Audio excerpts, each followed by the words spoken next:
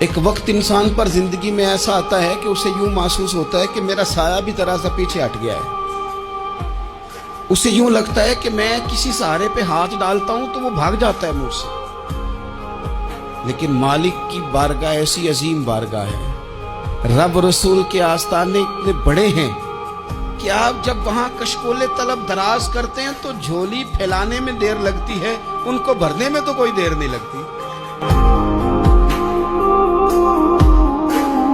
اور سنو یار، تھے کچھ لوگ جن کو لوگوں نے تانے بھی دیے کہ تم ماں کے پیچھے لگ گیا ہے. لوگوں نے بڑا کچھ کہا، پر جو ماں کی مرضی پہ لگیں ناکام نہیں ہوتے زندگی میں. یہ دیکھو ماں کی مرضی پہ لگا. اس کی قیمت کتنی تھی؟ گائے کی بڑی مہنگی تھی پر 3 دینار کی تھی. منڈی میں لے گیا، 3 دینار اس کی قیمت لگ گئی. تو ماں نے کہا تھا میری مرضی کے بغیر سودا نہ کرنا. اب بچے تو نہیں نا مانتے، اماں کو کیا پتا باہر بزنس کیا ہے، لین دین کیا ہے. پر ماں نے کہا تھا میری مرضی. بندہ دے رہا ہے اسے 3 دینار. اس نے کہا جی میں نے طے تب کرنا ہے، ڈن تب کرنا ہے، پہلے اماں سے پوچھنا ہے. گھر جا کے اماں سے پوچھا، اماں کہنے لگی دے دے. واپس آیا تو اس نے کہا کہ میں 6 دینار دیتا ہوں پر میری شرط ہے، ماں سے نہیں پوچھنا. اس نے کہا تو 12 بھی دے، ڈن تب بھی ہونا ہے جب اماں نے کہنا ہے. آپ نے رمضان المبارک میں کوشش کرنی ہے کہ آپ یہ کہیں کہ زیادہ سے زیادہ میں نہ دوسروں کو نواز سکوں، میں نہ چپکے سے پہنچوں کسی غریب تک، خود سے جاؤں اور رمضان سے پہلے جاؤں، تاکہ وہ پہلا روزہ جو اس نے رکھنا ہے نا وہ اسی لنگر سے رکھے جو میرے حصے میں ہے، اور اس کو اپنا موسم سمجھے جس کی وجہ سے اللہ آپ کو ثواب دے رہا ہے.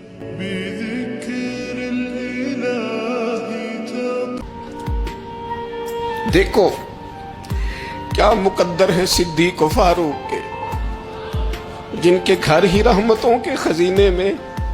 بھلا کیا کہا نبی پاک؟ حضور نے فرمایا میرے اوپر جس نے نیکی کی تھی بدلہ دے دیا ہے. یہ جو میرے ابو بکر صدیق ہے نا،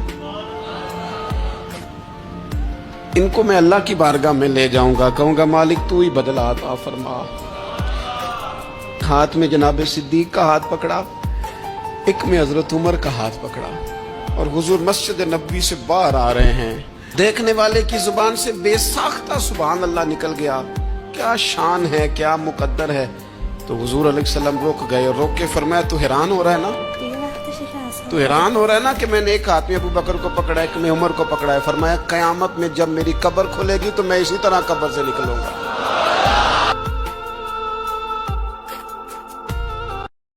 یاد رکھنا میرے نبی پاک علیہ السلام نے فرمایا ہے اگر تم کسی شخص کو رسوا کرو گے نا تو تم 7 کمروں میں پیچھے بھی بیٹھے ہوئے تو اللہ تمہیں وہاں رسوا کر دے گا.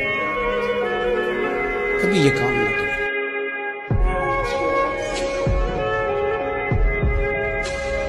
تو حضور نے فرمایا اگر کوئی چاہتا ہے کہ وہ اللہ رسول سے محبت کرے، یا یہ چاہتا ہے کہ رب و رسول اس سے محبت کریں، تو پھر وہ جب بات کرے تو سچ بولے، اور جب اس کے پاس امانت رکھی جائے تو خیانت نہ کرے.